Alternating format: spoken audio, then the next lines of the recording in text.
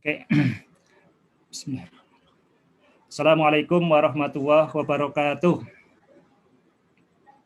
Assalamualaikum warahmatullahi wabarakatuh. Bismillah, walhamdulillah, wassalatu wassalamu ala rasulillah, wa ala alihi wa sahbihi wa mawalah, la haula wa la quwata illa billah, amma ba'du. Sahabat semua, sahabat Kutiba, dimanapun Anda saat ini sedang berbahagia. Oh ya, sebelum saya mau meriksa, ini kursor kelihatan nggak ya? Ini, Mbak Wardah, kelihatan nggak? Aman, Pak Ustadz, aman. Aman, kursor kelihatan ya, kursor saya? Kelihatan kalau dari saya. Ya, bisa gerak ini ya? Ya. Oke. Sahabat Kutiba, hari ini kita melanjutkan kajian kita yang kemarin. Yang kemarin kita satu bagian, 2 bab dalam satu sekali duduk. Temanya adalah sang musafir yang rindu pulang. Kun fit dunya ka'annaka huribun au abiru sabilin. Kita telah bahas di pertemuan kemarin serba cepat, tapi mudah-mudahan maknanya bisa kita dapat. Hari ini kita memasuki Kutiba yang kedua. Berarti kita memasuki bagian yang kedua. Bagian kedua itu ada 3 bab. Yang pertama berkaitan dengan Al-Quran, kemudian diri, dan yang ketiga alam semesta.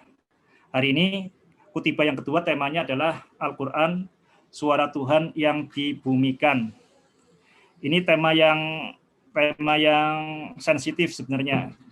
Jadi selama berabad-abad, bahkan sampai sekarang, ini Al-Quran yang seharusnya membuat perdamaian, menjadi petunjuk kita, tapi seringkali menjadi ajang untuk saling memaki, saling mengkafirkan, dan sebagainya. Kita coba melihat Al-Quran dalam sisi titik B, dalam sisi keutuhan. Kita akan pelan-pelan supaya kita tersambung dengan materi sebelumnya. Kita akan lihat dulu materi yang kemarin. Dilanjut ke file berikutnya. Oke. Sahabat Kutiba, kemarin kita sudah membahas bab 1 ini, kita akan preview. Siapa mengenal dirinya, dia mengenal Tuhannya. Ini aforisme atau pepatah yang dikenal luas di kalangan tasawuf. Man, ini siapa? Ini kelihatan kursornya ya, Mbak Wardah? Aman, Pak Ustadz. Ya, oke. Man, siapa? Man arofa nafsahu, siapa mengenal dirinya. Fakot arofa robbahu, sesungguhnya dia mengenal Tuhannya. Ini aforisme atau pepatah yang dikenal di kalangan sufi sangat luas. Ada yang menganggap ini hadis, tapi sebagian besar ini mengatakan bukan hadis, hanya qaul ulama, ucapan ulama. Kita akan review sejenak di sini, di bab 1 ini. Ini pentingnya kita memulai dari keutuhan. Memulai dari keutuhan dalam pikiran. Jadi ada yang mengatakan kalau di buku Seven Habits, memulai dari akhir dalam pikiran. Begin with the end in mind. Jadi kalau kita mau ke pasar, sebelum kita memikirkan rutenya mau lewat mana, sebelum kita memikirkan kendaraannya apa, kita harus tahu tujuannya dulu. Itu yang disarankan di buku Seven Habits. Nah, di titik B ini kita perluas. Bukan sekadar memulai dari akhir dalam pikiran, tetapi memulai dari keutuhan dalam pikiran. Memulai dari keseluruhan dalam pikiran. Mengapa seperti itu? Kita ambil contoh di catur ya. Kalau catur pemula, itu fokusnya yang penting makan. Pion makan. Jadi kadang-kadang kita itu dijebak, kalau orang yang sudah ahli catur, kita kadang-kadang dijebak, kita makan kuda, tapi sebenarnya secara keseluruhan situasi raja kita menjadi tidak aman. Itu akibat kita hanya fokus pada ruang yang kecil. Jadi kalau kita mau menang catur, kita harus melihat papan catur secara keseluruhan, bukan melihat perbagian. Ini pola pikir seperti ini sangat penting. Jadi banyak orang yang kemudian gagal hidupnya karena hanya memulai dari sebagian, misalnya mulai karirnya saja, akhirnya keluarga berantakan. Ada yang memulai keluarga tapi kemudian karirnya berantakan. Ada yang demikian juga mikirkan kuliah tapi kemudian sosial berantakan. Jadi kita perlu memulai segalanya itu dari perspektif keutuhan. Lah, pertanyaannya keutuhan itu bagaimana? Jadi apakah kita memulai dari keluarga? Orang yang terlalu memikirkan keluarga kadang-kadang juga tidak disukai masyarakat, tidak disukai RT-nya karena tidak peduli lingkungannya. Berarti kita harus memulai lebih luas lagi lingkup RT. Nah, kalau kita memikirkan RT, ternyata ada yang lebih luas dari RT. Memikirkan RW, ada yang lebih luas dari RW, desa, negara. Kalau kita fokus kita terlalu ke negara, kadang-kadang kita melupakan kemanusiaan. Atas nama nasionalisme, ini banyak yang kemudian jadi nasionalisme sempit kalau kita tidak melihat secara keseluruhan. Lah, jadi memulai dari keseluruhan itu berarti memulai dari mana? Berarti memulai dari keseluruhan adalah kita memulai dari alam semesta. Masalahnya, kita nggak bisa memahami alam semesta. Sahabat Kutiba, dimanapun Anda berada, memulai dari keseluruhan berarti memulai dari alam semesta. Nah, masalahnya, alam semesta itu begitu luas. Solusinya bagaimana? Solusinya seperti kemarin disampaikan oleh Sayyidina Ali bin Abi Thalib karramallahu wajhah, watas annaka jirmun sohirun wa finkan tawal alamul akbar. Solusinya kita harus menyadari bahwa alam semesta itu adalah bagian dari diri kita, bagian dari kesadaran kita. Jadi kita kemarin sudah melihat kalau ternyata alam semesta yang bisa kita sadari, berarti alam semesta itu harus bisa kita sadari. Artinya alam semesta itu berada di dalam kesadaran kita. Apapun yang tidak ada di dalam kesadaran kita, apapun yang tidak berada dalam diri kita, kita tidak akan bisa memahami, tidak akan bisa merasakannya. Jadi ini hal yang sangat penting di titik ba, menegaskan memulai dari keseluruhan, berarti memulai dari jagat raya. Lah, memulai jagat raya tidak mungkin. Agar memulai dari jagat raya mungkin, berarti jagat raya itu harus berada di dalam kesadaran kita. Jadi kalau kita berpikir jahat, nah itu sebenarnya pikiran kita berarti mengotori jagat raya dengan pikiran jahat kita. Ini hal yang sangat mendasar. Jadi kita lihat di sini, ini sebenarnya kita itu selama ini dibodohi atau dibohongi dengan pola pikir yang katanya objektif ya. Jadi kalau kita mengamati sesuatu, kita harus objektif. Objektif itu apa? Objektif seringkali diartikan sebenarnya tanpa sadar itu berarti membunuh pengamat, mengabaikan pengamat. Berarti langit itu biru, tidak peduli pengamat siapapun. Ini sebenarnya pola pikir omong kosong. Jadi dunia yang teramati itu adalah dunia yang bisa kita amati. Jadi dunia yang teramati ya berarti harus ada pengamat, harus ada diri kita yang mengamati. Jadi yang namanya objektivitas itu hanyalah bagian dari subjektivitas. Jadi kita berpikir kita itu bukan dari dunia ke diri, tapi seharusnya dari diri kita ke dunia. Jadi dunia sudah ada di dalam diri kita, yang penting adalah mengungkapkannya ke dalam pentas di dunia ini, di luar ini. Sahabat Kutiba, dimanapun Anda berada, ini yang kita bisa lihat di sini ya. Jadi seringkali antara ilmu satu dengan ilmu yang lain itu bertolak belakang, itu karena kita masih berada dalam titik yang dangkal. Semakin dalam, kita lihat di sini ya, semakin dalam berarti semakin luas. Kita lihat sini. Ini kalau di sini, kita lihat kalau yang sebelah ke kiri itu berarti semakin dalam. Kalau di sini, ini cakupannya hanya seluas ini. Ini kursor kelihatan ya, Mbak Wardah? Mohon maaf Pak Ustadz, sekarang menghilang. Nggak ada kursornya ini? Iya, sudah kelihatan. Oke, caranya gimana ya, biar kursor kelihatan? Ini saya bisa aktif ya ini ya.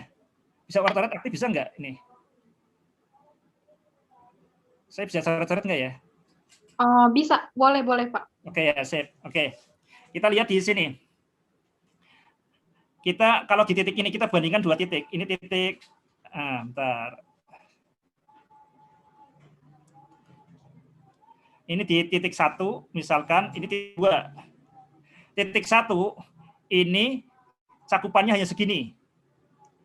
Nah, semakin ke dalam, nah berarti ke sini itu semakin ke dalam, semakin ke kiri ini berarti semakin dalam. Kita lihat berarti semakin luas. Semakin dalam itu berarti semakin luas. Ya, kita lihat di sini sekarang dunia ilmu itu terpecah belah, misalkan ilmu ekonomi. Ilmu ekonomi itu yang penting bagaimana dengan pengorbanan sekecil-kecilnya mendapatkan penghasilan sebesar-besarnya. Kita bisa lihat dampaknya sekarang. Lingkungan rusak, kesenjangan ada di mana-mana, kemiskinan di mana-mana, sementara di sebelah lain kemubadiran ada di mana-mana. Jadi di ilmu ekonomi seperti itu, di ilmu lingkungan beda lagi, akan saling bertentangan karena pemahamannya itu dangkal, karena tidak memulai dari keseluruhan. Ilmu itu terpecah belah. Jadi ini yang kita tekankan di titik B itu sebenarnya, kalau memulai dari keseluruhan dalam pikiran, berarti kita memulai dari diri kita yang paling dalam. Kalau kita memulai dari diri yang paling dalam, itu yang kita sebut dengan Bismillah. Jadi kalau kita memulai dengan Bismillah, seharusnya kita adalah memulai dari segala-galanya. Kita kemarin sudah membahas ini merangkum Fatihah, Fatihah merangkum keseluruhan ayat-ayat Allah. Oke, ini kemarin yang sudah kita sampaikan di pertemuan kemarin. Jadi semakin dalam kesadaran kita, semakin luas cakupannya. Jadi kita bisa lihat di sini ya, kita ambil contoh seperti ini. Kalau 1 ditambah 1 sama dengan 2, ya ini benar pada cakupan tertentu. Tapi kalau kita semakin dalam, 1 tambah 1 ini bisa salah. Kalau misalkan kita 1 tambah 1 benar, itu hanya pada wilayah tertentu. Dia konsisten pada wilayah tertentu. Pada kesatuan lebih dalam, dia itu perlu direvisi. Nah, adanya pertentangan itu karena sebenarnya berarti karena kita tidak memulai dari keutuhan. Lanjut, Ustazah Wardah, mudah-mudahan bisa ditangkap, ini agak abstrak ya. Lanjut dulu. Sahabat Kutiba,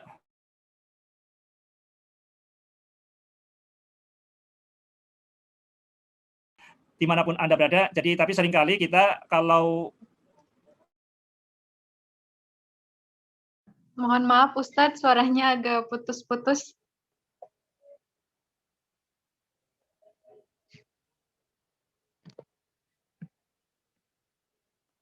Sepertinya jaringan.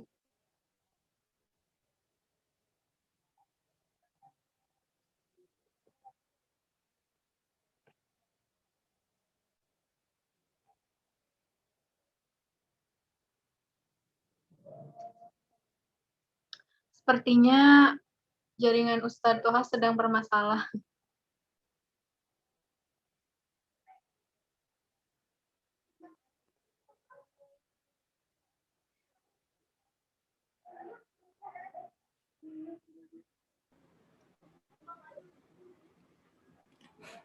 hilang ya gangguan.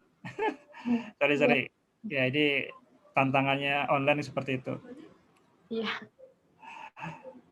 Oke, sekarang kita biar lebih yakin, saya kutipkan di sini tuh kata ilmuwan, astronom. Kita lihat di sini, ini kata Carl Sagan. Carl Sagan ini penulis buku Kosmos. Ini ahli kosmologi atau astrofisika paling terkemuka. Saya minum dulu. Monggo teman-teman di sana minum dulu.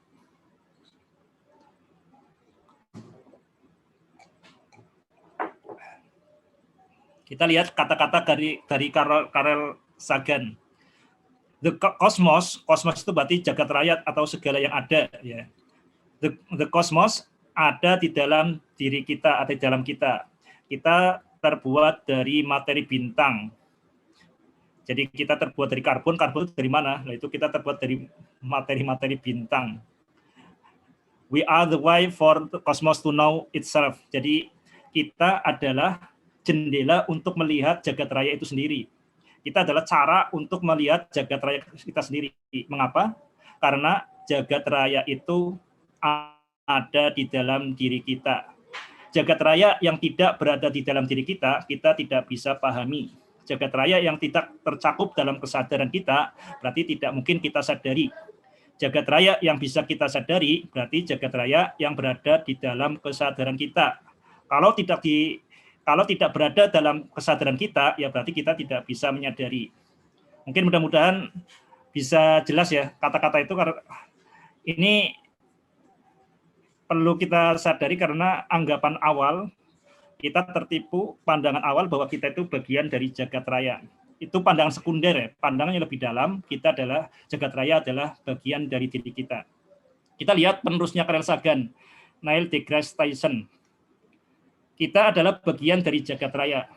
Kita berada di dalam jagat raya, tetapi mungkin yang lebih penting dari fakta itu adalah bahwa jagat raya berada di dalam diri kita.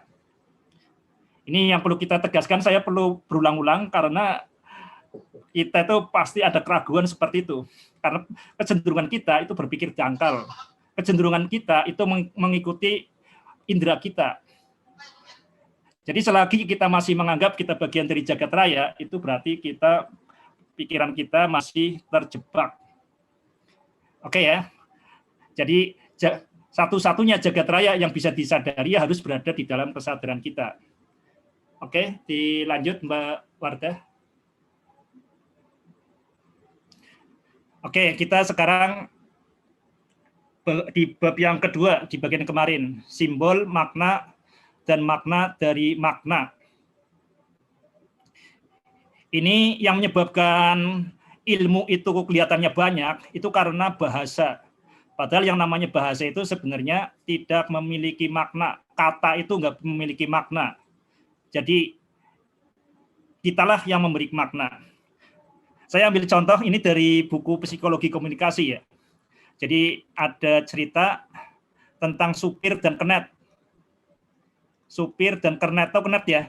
Kalau zaman anak-anak sekarang nggak tahu ya. Tahu kernet nggak? Kernet itu berarti ini pembantunya supir. Nah, jadi suatu saat mobilnya mogok, mobil busnya mogok. Si supirnya orang Sunda. Si knetnya orang Jawa. Nah, kata si supir ngomong ke knetnya, cokot dongkrak. Cokot dongkrak. Ini kata si supirnya yang orang Sunda. Tahu artinya cokot? Cokot kalau bahasa Sunda ini artinya ambil. Tapi bahasa Jawa artinya gigit. Cokot dongkrak. Maksudnya si supir itu ambil dongkrak. Lah si orang Jawa ini dikirain diajak bercanda. Masa dongkrak dicokot, masa dongkrak digigit? Akhirnya dia bilang atos. Atos ini kalau bahasa Sunda itu artinya sudah. Tapi kalau bahasa Jawa, atos artinya keras. Cokot dongkrak. Maksudnya tuh ambil dongkrak. Tapi orang Jawa ini atos. Dikirain diajak bercanda. Akhirnya supir dan kernet ini berkelahi. Lah, ini siapa yang salah? Nah, ini karena berkaitan dengan perbedaan bahasa. Sahabat Kutipa dimanapun Anda berada, ini yang harus kita tanam, kita pegang dalam-dalam ketika kita membaca buku atau melihat simbol-simbol di kertas. Itu semuanya itu tidak ada maknanya. Itu bermakna kalau kitalah yang memberi makna.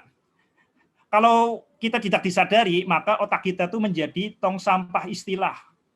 Jadi pikiran kita itu akan kemasukan simbol terus-menerus. Ingat, apapun yang dari luar itu kita sebut simbol. Apapun yang dari luar itu adalah yang kita sebut simbol. Makna itu diproduksi oleh diri kita dari dalam. Jadi 1, 2, 3 itu simbol, nggak ada maknanya. Kitalah yang memberi makna. Ini hal yang sangat dasar ya. Ini ilmu menjadi terpecah belah karena kita belajar lewat buku, dan buku itu kumpulan dari kata-kata. Padahal kata-kata itu termasuk simbol, itu sebenarnya nggak memiliki makna. Makanya kita sering sebenarnya maksudnya sama, tapi karena menurut ilmu A istilahnya beda, ilmu B istilahnya beda lagi, kita seolah-olah itu sesuatu yang benar-benar berbeda. Jadi ini yang harus kita sadari. Jadi banyak hal sebenarnya sama persis, cuma hanya karena bahasanya yang beda. Jadi kalau kita memulainya dari simbol, mulainya dari luar, dari simbol dan dari indera, simbol atau yang kita lihat, ingat ya, simbol itu ada 2 jenis ya. Kita lihat di sini, simbol yang dibuat manusia, buatan manusia, misalkan tulisan, atau simbol yang dari Allah langsung. Nah, jadi ada simbol yang asli, yang dari Allah langsung. Ini yang kita sebut sebagai simbol primer lah. Apapun yang dari luar itu sebenarnya itu nggak memiliki makna. Kitalah yang memberi makna. Itu yang pertama. Yang kedua yang perlu kita ingat, kita bukan mencari makna. Jadi hidup ini mau maknanya apa sih ya? Kita sekarang ini penting nggak? Jadi kitalah yang memberi makna.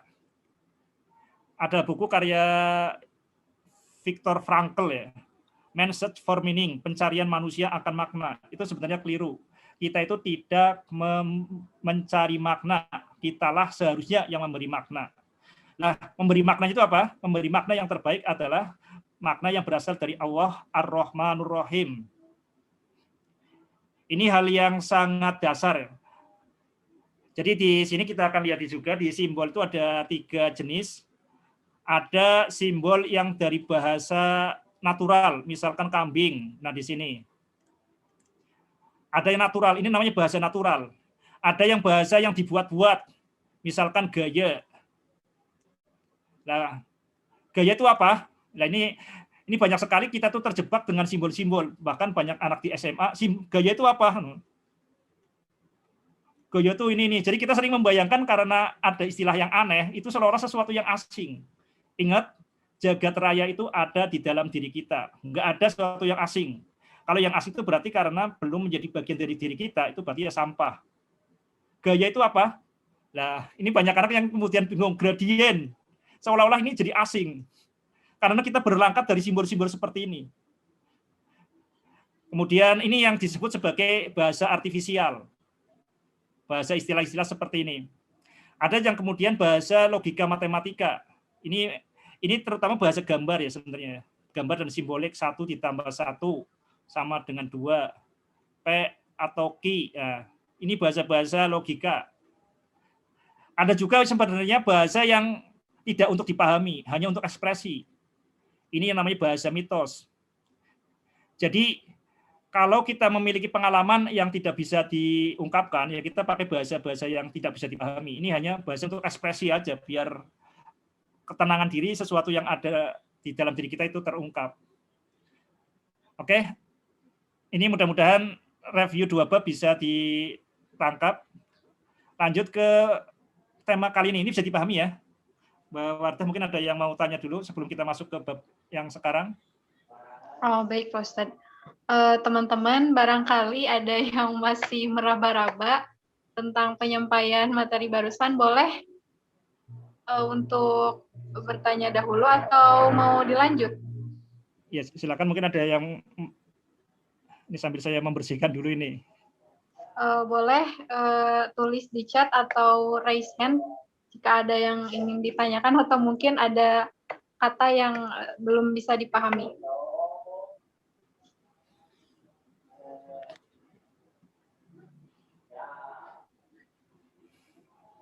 Sepertinya dilanjut saja Ustadz, mungkin nanti. Dilanjut dulu ya. Oke, ini mudah-mudahan bisa ditangkap.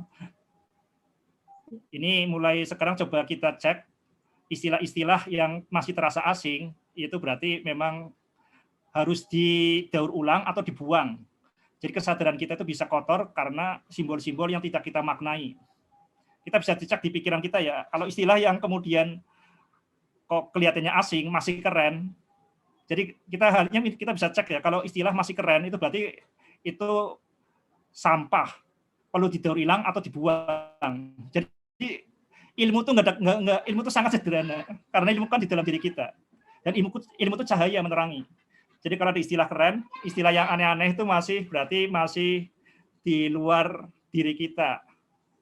Itu berarti bukan ilmu, tapi perlu kita daur ulang, kita cerna kembali atau kita buang. Oke, sekarang kita masuk ke tema hari ini. Kita masuk ke bagian kedua sebenarnya. Keutuhan simbol-simbol Tuhan. Tadi kita sudah sebutkan bahwa simbol-simbol itu ada dua jenis. Simbol yang ciptaan manusia, itu berupa huruf, angka, lukisan, dan sebagainya. Itu simbol-simbol sekunder. Ini kita akan jadi makhluk yang dangkal. Kalau yang kita maksud dengan literasi, itu literasi pada simbol-simbol ciptaan manusia. Kita menjadi pemulung sampah ya.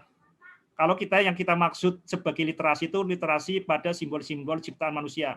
Itu adalah literasi sekunder. Literasi yang primer seharusnya adalah kemampuan kita membaca simbol-simbol langsung dari Allah Subhanahu wa taala. Ini simbol-simbol itu yang kalau kita dalam bahasa Al-Qur'an itu istilahnya ayat-ayat. Ayat itu tanda atau simbol. Ingat ya, kita jangan terperangkap dengan istilah ya. Bisa ayat, bisa tanda, bisa simbol. Intinya itu di balik ini ada sesuatu. Di balik ayat, tanda, atau simbol itu ada makna. Jadi kita mengenali seseorang seringkali dengan simbol yang dipasang di bajunya. Misalkan namanya Wardah Hafidh Azizah. Nah, kita patut nggak kenal, tapi dengan maknanya itu, oh berarti bukan tulisannya ini yang Wardah Hafidh Hafidzah, tapi orangnya, ya kan? Nah, ini berarti simbolnya. Nah, sebagai seorang Muslim, seharusnya yang kita lihat itu sebenarnya untuk mengenali siapa? Mengenali Allah Subhanahu wa taala. Jadi kalau kita melihat jagat raya tapi kita kemudian tidak mengenali Allah, berarti kita gagal memahami simbol, gagal memaknai simbol. Jadi simbol itu ada 3 jenis. Ini diungkapkan secara eksplisit dalam Al-Qur'an ya. Sanurihim ayatina fil afaqi. Yang pertama adalah yang di afaq ini. Wa fi anfusihim, pada diri manusia. Hatta yatabayyana lahum annahul haq. Sesungguhnya Al-Qur'an itu yang benar. Kita ini bisa sebut Al-Qur'an, bisa juga Nabi Muhammad. Karena Nabi Muhammad adalah Al-Qur'an yang berjalan. Jadi simbol itu ada 3 jenis. Simbol yang langsung dari Allah, simbol primer. Literasi yang sesungguhnya itu literasi terhadap ayat-ayat Allah. Ini perlu digarisbawahi ya, dan di stabilo serta di laminating bahwa literasi sejati adalah literasi kemampuan kita membaca ayat-ayat Allah, yaitu sanurihim ayatina fil afaqi wa fi anfusihim hatta yatabayyana lahum annal haq. Jadi ada 3 ini. Kita sebut nanti yang suara Tuhan itu sebagai simbol yang pertama, karena mengapa? Karena kita dari dalam keluar. Kemudian diri simbol kedua, kemudian jagat raya itu simbol yang ketiga. Ini sebenarnya satu kesatuan. Ini satu kesatuan yang paling dalam adalah suara Tuhan, kemudian lebih di tengah ada diri kita, kemudian jagat raya. Ingat, berarti suara Tuhan itu bukan kita soroti, bukan kita amati, tapi suara Tuhan seharusnya yang menyoroti diri kita. Karena dari dalam keluar. Oke ya, ini yang dasar dari titik ba itu adalah literasi pada ayat-ayat Allah. Nah, sekarang yang akan kita bahas di pertemuan kali ini, kita membahas ayat yang pertama. Sebelumnya, kita mulai, belum baca basmalah kita dari tadi ya, belum mulai baca basmalah, kita lupa ya. Kita baca basmalah dulu, bismillahi awalahu wa akhirahu. Di rumah silakan baca basmalah dulu, kita terlalu bersemangat. Bismillahirrahmanirrahim.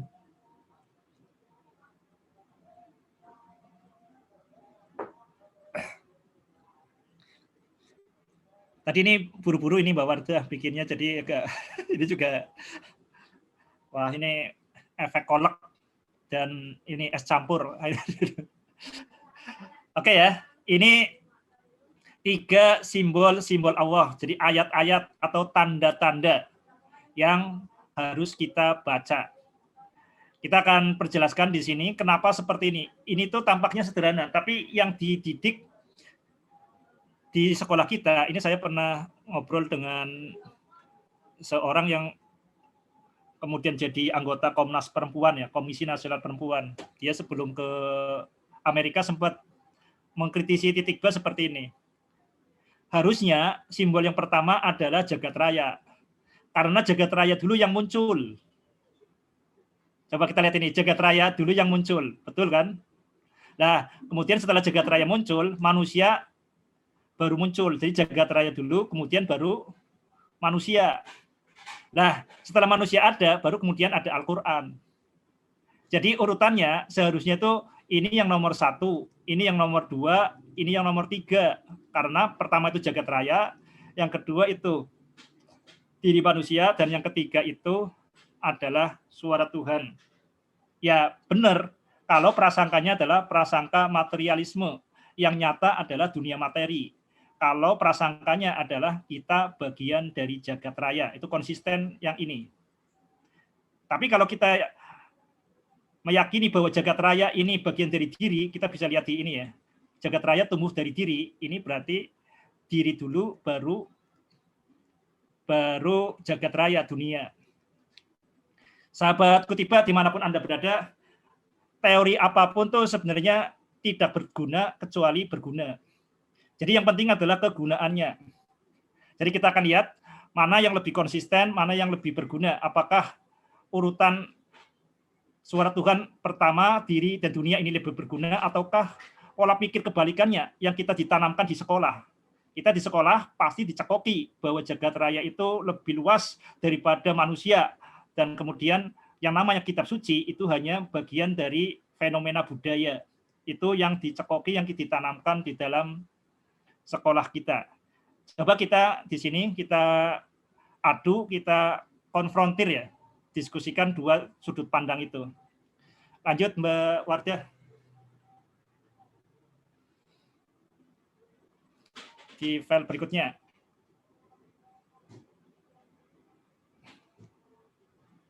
Oke. Sahabat Kutiba dimanapun Anda berada, kita masuk di tema sekarang, suara Tuhan Al-Quran sebagai simbol pertama. Tadi ya, ini tuh bagi kita seorang beriman, ini sangat mudah menganggap itu. Oh iya, ya seperti itu dong. Al-Quran harus nomor 1. Nah, tapi seringkali kita menganggap bahwa Al-Quran itu memang sumber kebenaran, itu benar, tapi seringkali nggak relevan. Ternyata ketika kemudian kita mempelajari matematika, mempelajari fisika, yang tadi itu kita tinggalkan. Itu pola pikir kita, umat Islam itu terjadi namanya split personality, kepribadian itu kita benar. Jadi apa yang kita yakini, dengan apa yang kita lakukan, ini nggak nyambung. Kita yakini bahwa Al-Quran itu berarti simbol atau tanda pertama, petunjuk yang pertama daripada alam semesta. Tapi faktanya kita beda. Nah ini yang menjadikan kita itu split di sini. Antara yang kita yakini berbeda dengan yang kita lakukan. Oke, coba sekarang kita mencoba membereskan pertentangan di dalam diri kita. Al-Quran, suara Tuhan yang dibumikan. Coba kita lihat salah satu hal pertama berkaitan dengan bahasa. Coba kita lihat di sini. Ini di surat Ibrahim ya. Ayat 4 bisa dicek di Al-Quran. Kami tidak mengutus seorang rasul pun melainkan dengan bahasa kaumnya, bilisani qaumihi, supaya ia dapat memberi penjelasan dengan terang benderang. Ini salah satu pertanyaan yang sering muncul.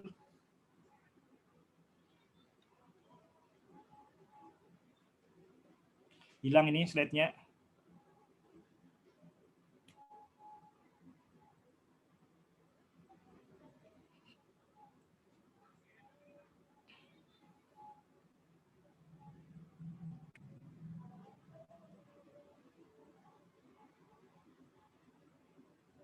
Oke.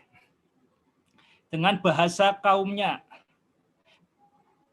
Ini bagi kita yang membaca Al-Qur'annya sambil lalu, ya kita nggak akan menemukan ini sebenarnya ini pernyataan yang luar biasa.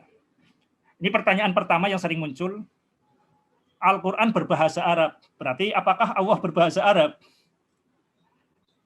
Nah, ini yang kemudian menjadikan pikiran kita tuh aneh. Jadi kita tahu ya, kalau yang namanya Al-Qur'an itu berarti pesan dari Allah kepada manusia. Jadi kalau pesan itu ada sumber pesan. Jadi ada sumbernya, sumber pesan atau pemancar pesan, kemudian penerima pesan. Jadi ada Allah Subhanahu wa taala, ada manusia. Berkomunikasi. Kita lihat ini ya. Kalau berkomunikasi ini jangan dihapus dulu. Kalau berkomunikasi itu selalu bahasa penerimanya. Kita lihat misalnya. Ini Allah dengan manusia.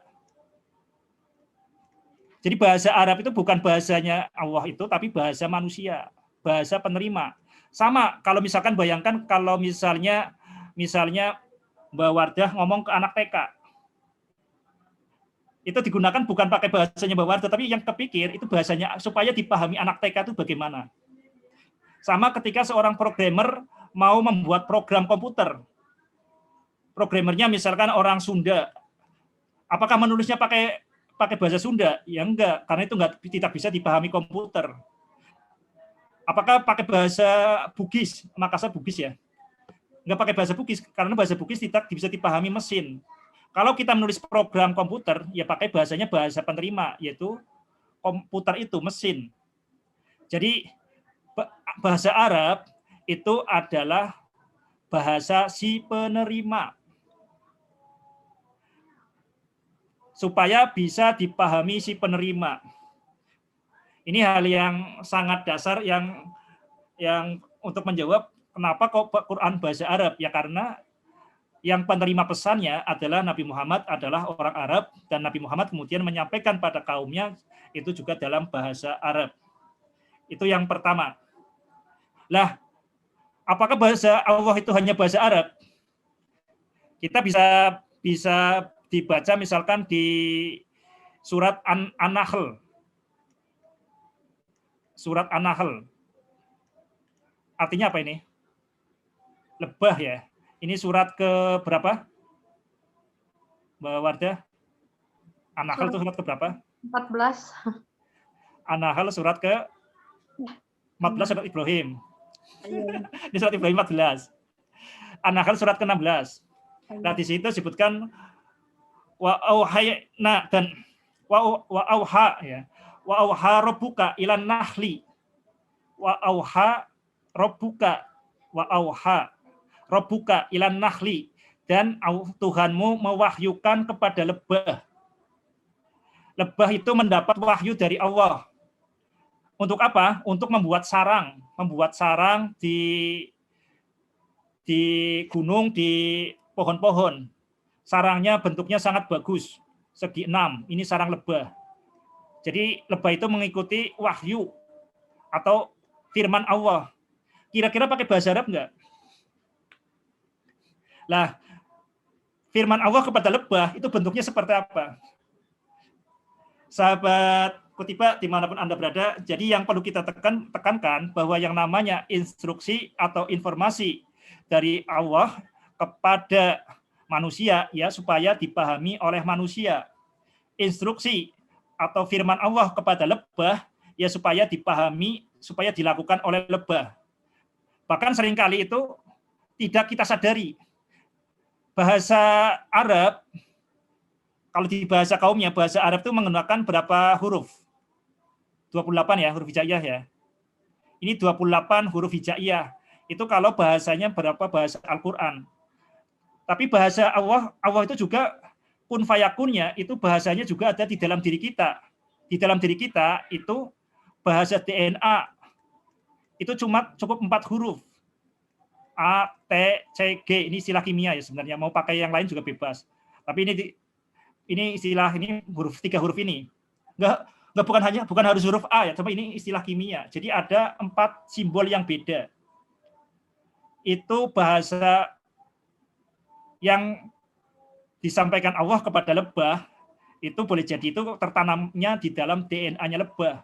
Dan itu lebih kuat daripada yang disadari lebah. Itu lebah itu membuat sarang tidak mikir, hanya ngikuti instruksi dari Allah. Wa auha rabbuka ilan nahli, dan Tuhanmu mewahyukan. Nah, makanya di sini kok di sini kita bisa dibaca di surat Al-Ankabut. Jadi yang namanya Al-Qur'an itu ada di bal huwa ayatum bayyinatun fi suturil ladzina utul ilm. Jadi yang namanya Al-Qur'an itu ada di dalam diri manusia. Bal huwa ayatum bayyinatun adalah tanda yang ada di dalam diri manusia. Jadi kebutuhan mendasar tentang Allah Subhanahu wa taala, kebutuhan mendasar tentang berbuat baik itu ada di dalam diri manusia. Jadi di suara Tuhan di dalam diri kita ada yang mungkin bentuknya DNA. Ada yang bentuknya fitrah atau istilahnya apa, tapi ada sesuatu yang lebih dalam daripada diri kita. Ada sesuatu yang lebih kuat daripada diri kita. Makanya ini kita sebut sebagai subjek. Diri kita sebagai subjek. Kalau benda itu sebagai objek, ada yang lebih kuat dari diri kita. Ini yang namanya suprasubjek. Ayat-ayat Allah yang ada di dalam diri kita. Sahabat titik ba dimanapun Anda berada, tapi enggak untuk hal-hal yang sangat dalam, ini untuk mengungkapkan kejenihan suara Tuhan untuk ke sini, ini bukan sesuatu yang mudah. Kita perlu simbol dari luar, agar yang ada di dalam diri kita itu muncul ke permukaan, supaya muwafaqat sorihil maqul li sahihil mangkul. Ini dikatakan oleh Imam Ghazali, yang namanya kebenaran itu muwafaqat, kesepakatan sorihil maqul dan sahihil mangkul. Kita nggak mungkin bisa memahami, menjangkau yang tidak kita jangkau.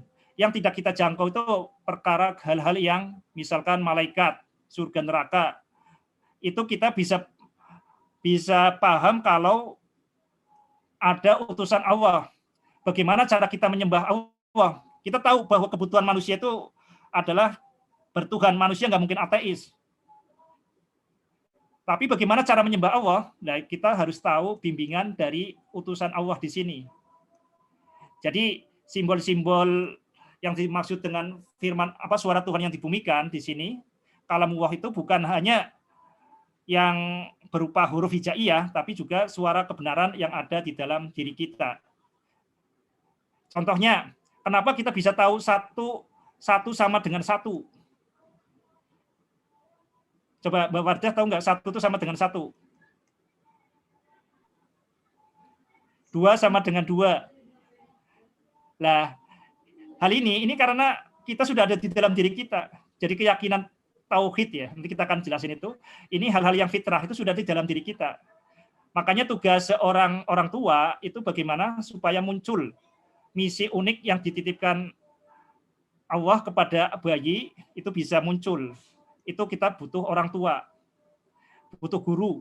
Dan untuk hal yang paling mendalam, yang paling tinggi, kita butuh seorang rasul, utusan Allah, yang supaya misi unik kita sebagai khalifatullah fil ard, sebagai hamba Allah itu bisa dijalankan. Itu yang salah satu alasan kenapa Al-Quran itu pada simbol nomor 1. Ini simbol nomor 1, ini simbol nomor 2, ini simbol nomor 3. Oke, dilanjut Mbak Wardah.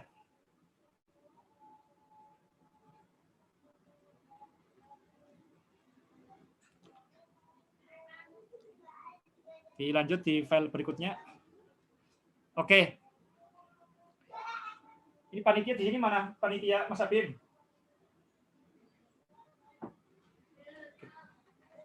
Nih kita break sebentar, minum dulu. Nih ya, kopi hangat. Ya, silakan di rumah juga minum dulu. Ini kalau habis puasa, ini perasaan haus terus. Silakan teman-teman minum ya, dulu. Teman-teman juga ini ya, silakan ya. diminum. Sahabat Kutiba dimanapun Anda berada, jadi ini namanya model ya, kayak model atom. Jadi kayak gini itu namanya model, teori. Jadi teori itu, ya saya minum dulu ya. Teori itu salah satunya itu yang penting adalah konsistensi. Konsisten, bagaimana dia menjelaskan realitas. Kita bisa lihat di sini. Ini disampaikan oleh ini ya. Ini kita coba menguji model atau teori titik ba. Kita lihat di sini. Ini pernyataan yang disampaikan oleh Agus Purwanto. Ini menurut Agus Purwanto di sini. Di dalam Al-Qur'an ini yang terkait dengan aklun, ya, yang berasal dari aklun atau bernalar, di sini ada akola, yakulu, yakilu, aklan. Ini ada yang pakai huwa, ada yang pakai huwa, huma, huwa, hum, antum, nahnu, hum. Ini tahu maknanya ya? Tahu bahasa Arab ya? Ya, di sini ada yang huwa itu dia, hum mereka, antum itu kalian, nahnu kami, hum. Dia. Nggak kelihatan coret-coretnya. Oke, nah, ini. Jadi ternyata ini kalau yang berkaitan dengan Al-Qur'an, itu selalu menggunakan antum, kamu. Yang berkaitan dengan alam semesta, itu menggunakannya adalah mereka. Jadi ini kita tahu kalau Al-Qur'an itu, kita yakin bahwa Al-Qur'an itu adalah konsisten. Kalau Al-Qur'an itu berasal dari Allah, pasti konsisten. Afala yatadabbaruna Al-Qur'an walau kana min indi ghairillahi lawajadu fihi ikhtilafan katsira. Jadi Al-Qur'an itu setiap katanya pasti tepat. Mengapa menggunakan kata ini bukan kata itu pasti itu tepat. Jadi nggak ada salah kata, apalagi salah kalimat di dalam Al-Qur'an. Nah, ini contohnya di Al-Qur'an itu menyebutkan tadi, kalau yang berkaitan dengan alam semesta itu menggunakannya adalah ini berkaitan dengan alam semesta. Ini bisa dicek di Al-Qur'an ya. Ini kalau berkaitan dengan alam semesta itu berkaitan dengan menggunakan huwa dan hum. Tapi kalau berkaitan dengan Al-Qur'an ini pakainya antum. Ini catatan udah kelihatan ya, Mbak Wardah? Catatan kelihatan? Pak Ustadz. Kelihatan catatannya? Tidak, kalau kursor terlihat. Tapi nggak ada coretannya ini? Antum ini? Kalau tulisan, kalau coretan tidak terlihat Ustadz, tapi kalau kursor terlihat. Oh gitu ya? Ya. Oke, ini kelihatan kursornya ini ya? Ya, antum ini. Saya nunjuk antum. Kelihatan? Ya, kelihatan. Oke, jadi kalau antum ini berkaitan dengan antum, kamu. Jadi ketika kita membaca Al-Qur'an, berarti yang dimaksud antum berarti pembaca, itu kan diri kita. Jadi Al-Qur'an itu ditujukan bagi pembacanya tentu saja. Pembacanya terutama pembaca yang percaya. Nah, kenapa seperti itu? Kita bisa dilihat di sini ya. Jadi ini adalah berarti antum itu berarti kan diri kita, antum di sini. Jadi Al-Qur'an itu tujuannya adalah menyoroti diri kita. Bukan kita itu menyoroti Al-Qur'an, makanya istilahnya itu tadabbur Al-Qur'an. Jadi Al-Qur'an yang bisa Al-Qur'an itu harus kita bayangkan ini adalah suara Tuhan yang dalam diri kita. Bal huwa ayatum bayyinatum fi suduril ladzina utul ilm. Tapi ayat-ayat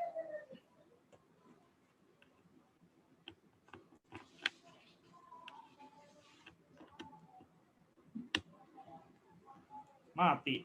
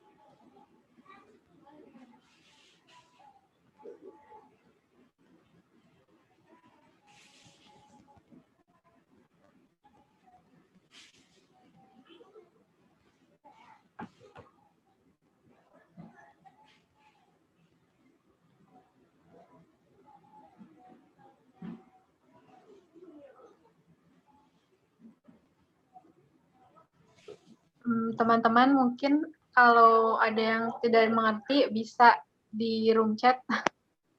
Takutnya ada yang kata yang tidak dipahami, atau raise hand juga boleh. Ini gambarnya hilang nih ya. Saya kelihatan nggak di sini, Mbak Wardah? Terlihat Pak Ustadz, terlihat. Oh, berarti laptop saya apa ya? Oh, malah hilang nih gambarnya.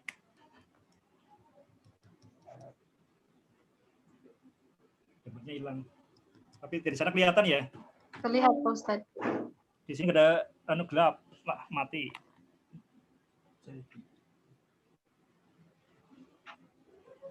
Oh ya udah, alhamdulillah. Mati tadi. Nggak ada gambar sama sekali.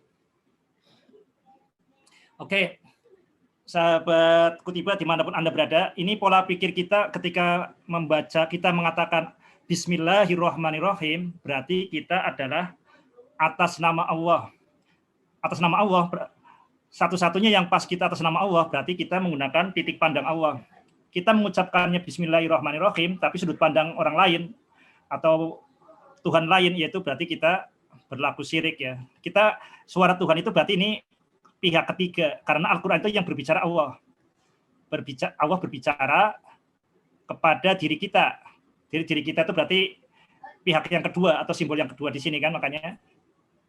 Ya, kemudian Tuhan itu yang ketiga. Makanya di sini antum menggunakan kata antum di sini. Jadi ketika membahas tentang Al-Quran itu menggunakannya takkilun. Jadi kata kerja yang digunakan untuk orang kedua. Tapi berkaitan dengan dunia, ini pakainya adalah yakilun, hum, orang ketiga. Ini pola pikir ini sangat penting. Jadi Al-Quran itu tujuannya bukan untuk menyoroti orang lain. Al-Quran terutama adalah menyoroti diri kita sendiri. Kalau Al-Quran digunakan untuk menyoroti orang lain, ya pikiran kita tuh akan cenderung mengkafirkan, bermusuhan dengan orang lain terus. Jadi misalkan kita cerita tentang Fir'aun di Al-Quran, ya boleh jadi Fir'aunnya adalah diri kita. Jadi Al-Quran itu sebenarnya adalah pesan disampaikan terutama kepada pembaca. Pembacanya kan diri kita. Nah, diri kita menyoroti ke dunia, seperti itu. Urutannya seperti itu. Ini contoh konsistensi ketertiban dalam ayat-ayat Allah. Jadi ayat simbol yang pertama adalah suara Tuhan, kemudian yang kedua adalah diri manusia, dan yang ketiga adalah dunia jagat raya. Lah, Al-Quran ini tujuannya adalah supaya fitrah manusia itu tumbuh. Supaya fitrah manusia tumbuh. Jadi makanya Islam itu sebagai agama fitrah, karena sebenarnya itu fitrah manusia yang paling kuat ya, disebut sebagai tauhid. Supaya ini mau tumbuh. Nah, padahal kita nggak tahu hal-hal yang gaib. Kita tidak tahu bagaimana cara menyembah Allah. Makanya kita mengikuti petunjuk yang disampaikan oleh Nabi Rasulullah SAW, Al-Quran yang di luar ini. Tapi Al-Quran yang sesungguhnya itu bukan huruf-huruf itu. Mushaf itu bagi kucing, coba kan nggak itu hanya cetakan saja. Jadi yang namanya Al-Quran itu yang sesungguhnya adalah, sekali lagi, ini bisa dibaca di surat ke-29 Al-Ankabut. Bal huwa ayatum bayyinatum fi suduril ladzina utul ilm. Ini bisa dicatat dulu ya, ini ya. Nanti bisa dicek di rumah. Ini jeda sebentar. Quran surat 29 Al-Ankabut ayat 49.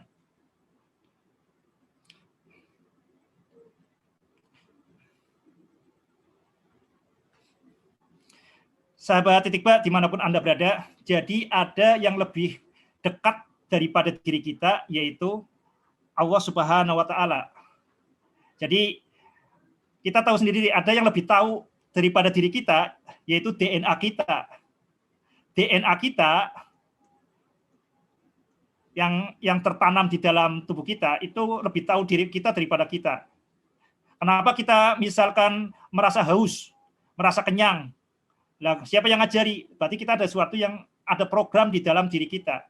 Kita anggap di sini itu berarti sudah ada operating sistemnya di dalam diri kita. Jadi yang kita sadari itu seringkali hal-hal yang dangkal, hal-hal yang terdalam itu justru seringkali tidak kita sadari. Oke, kita lanjut di slide berikutnya. Sahabat Kutiba dimanapun Anda berada, membaca tadabbur Al-Quran. Dan di Al-Quran itu istilahnya bukan tafakur, tapi tadabbur. Di Al-Quran itu bukan tafakur, tapi tadabbur. Kenapa? Tadi urutannya seperti ini ya. Kalau tafakur itu dari diri ke alam semesta. Itu namanya tafakur. Kita mentafakuri peristiwa alam semesta, itu namanya tafakur. Tapi di Al-Quran itu namanya tadabbur. Jadi kita mentadaburi Al-Quran itu berarti kita itu bagaimana menerapkan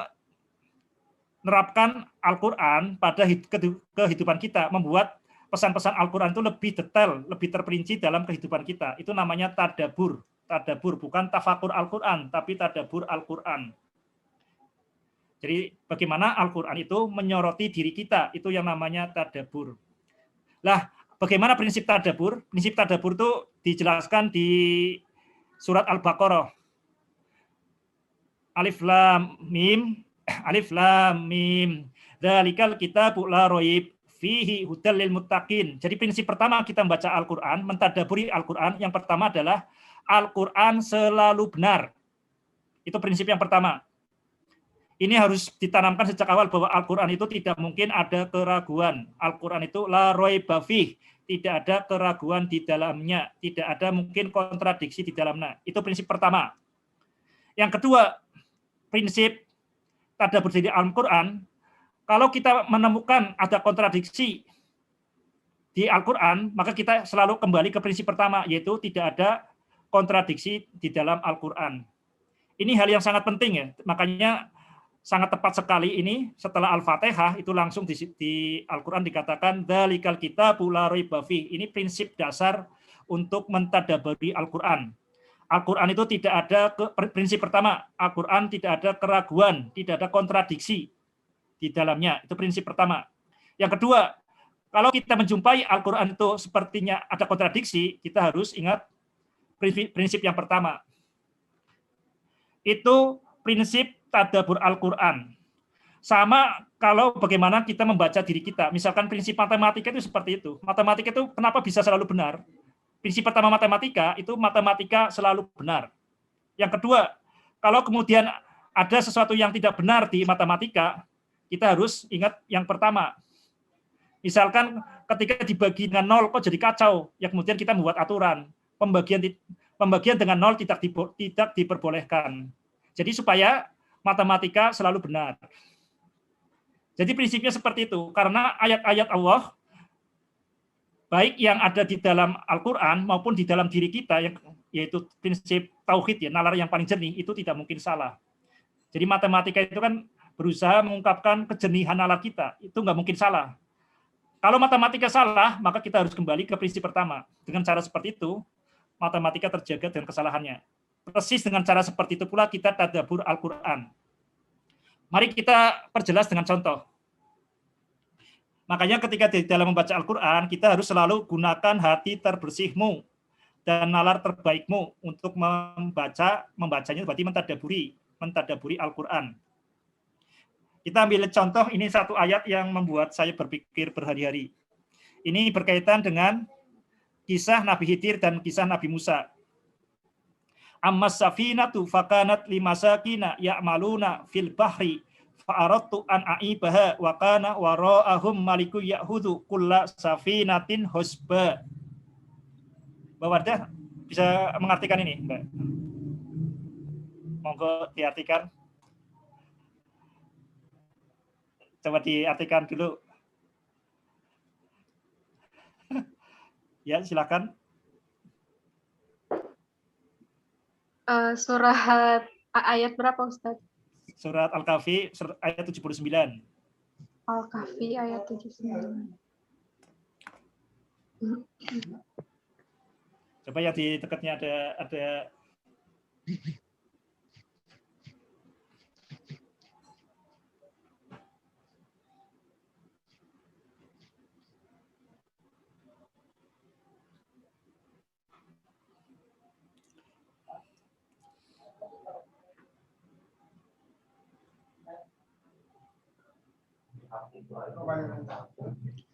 Adapun perahu itu adalah milik orang miskin yang bekerja di laut.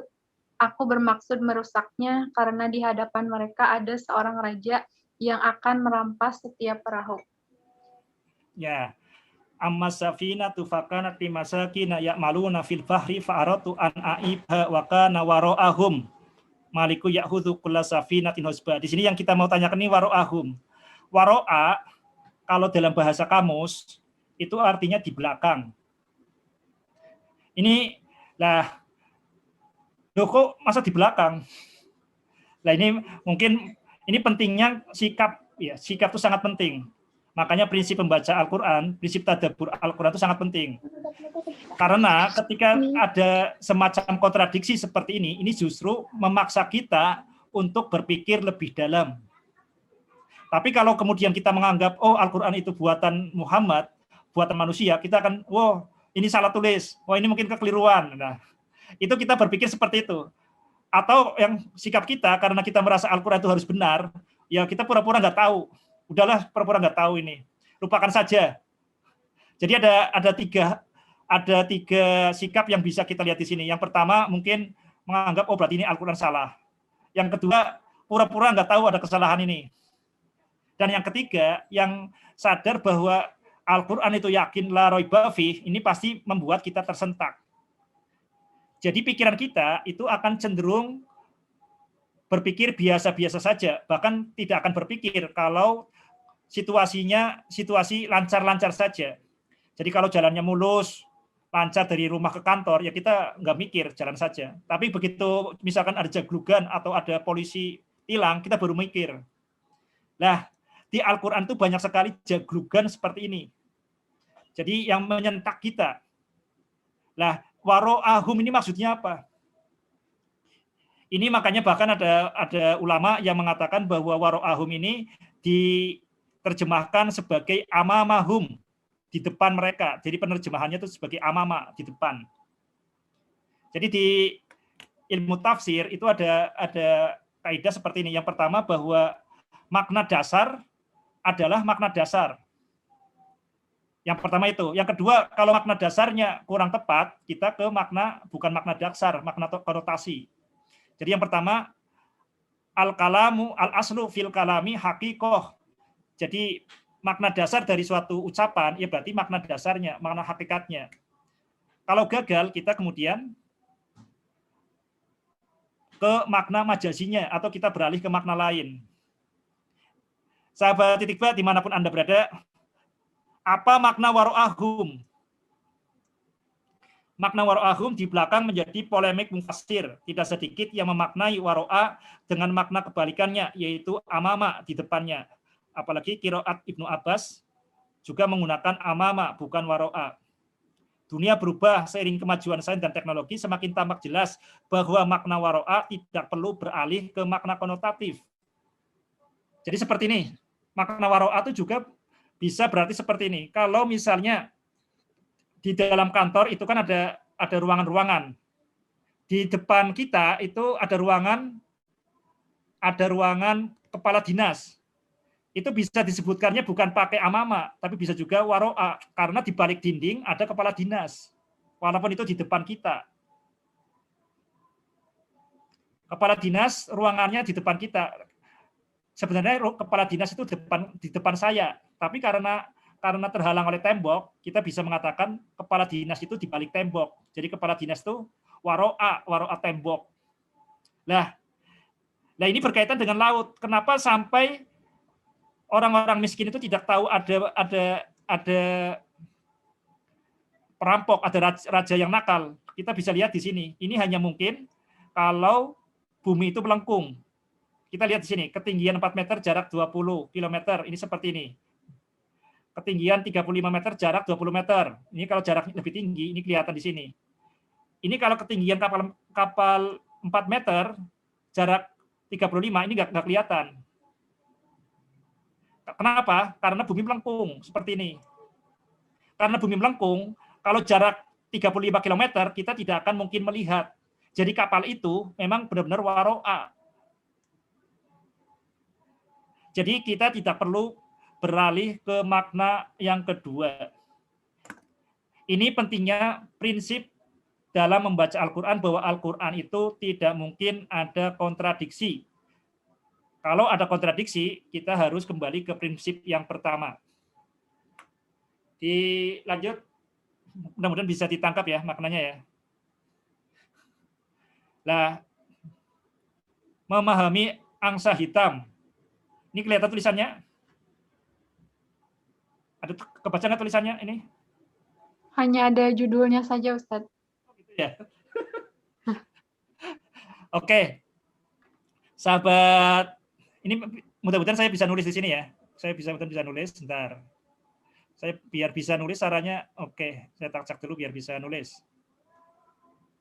Bisa kelihatan ini? Kelihatan nggak tulisan saya? Tidak, Ustadz, tidak terlihat. Nggak kelihatan ya, bentar. Caranya gimana biar saya bisa ini ketik?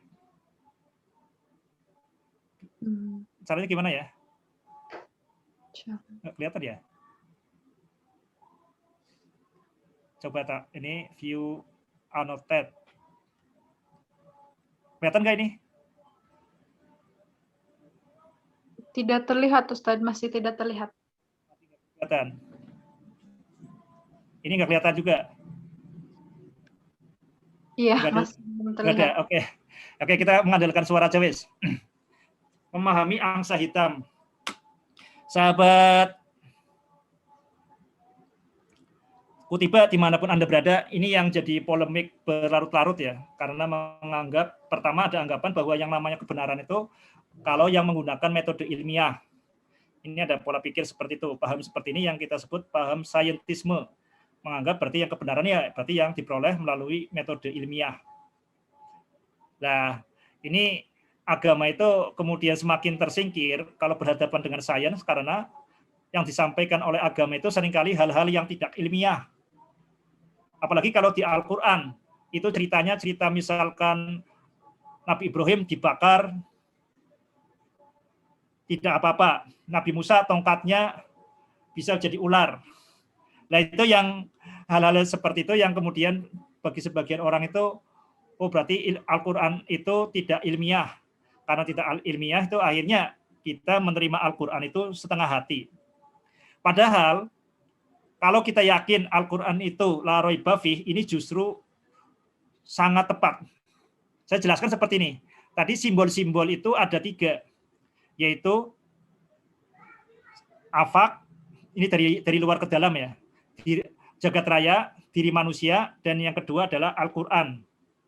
Lah, berkaitan dengan jagat raya, ini hukum-hukum Allah seringkali, atau yang sering kita sebut sebagai hukum alam, ini di Al-Quran itu disebutnya sebagai takdirullah, takdir. Jadi contohnya di surat Yasin, Allah Subhanahu wa taala mengatakan, berfirman, wasyamsu tajri limustaqarril laha dzalika takdirul azizil alim. Dan matahari beredar pada garis edarnya, itulah takdirul azizil alim, ketentuan dari Allah al-aziz al-alim. Jadi berkaitan dengan simbol yang ketiga, itu istilahnya hukum Allah itu sebagai takdirullah. Lah berkaitan dengan simbol yang kedua, yaitu manusia, itu istilahnya adalah sunnatullah. Jadi sunnatullah itu sebenarnya lebih ke hukum historis ya. Hukum historis atau hukum yang berkaitan dengan diri manusia. Walang tajida li sunnatillahi tabdila. Jadi sunnah tua itu tidak akan berubah. Jadi ini kalau yang berkaitan dengan hukum-hukum historis. Kalau raja yang misalkan yang zalim ya tidak akan bertahan lama. Itu berarti hukum-hukum historis. Itu namanya sunnatullah. Lah, kalau yang berkaitan dengan Al-Quran, Al-Quran itu berkaitan dengan yang namanya inayatullah. Inayatullah atau nasrullah, atau pengecualian. Sahabat titik ba dimanapun Anda berada, jadi sangat tepat yang ada di Al-Quran ya yang berkaitan yang tidak mungkin kita amati di jagat raya ini. Yang kita amati sehari-hari berkaitan dengan api panas.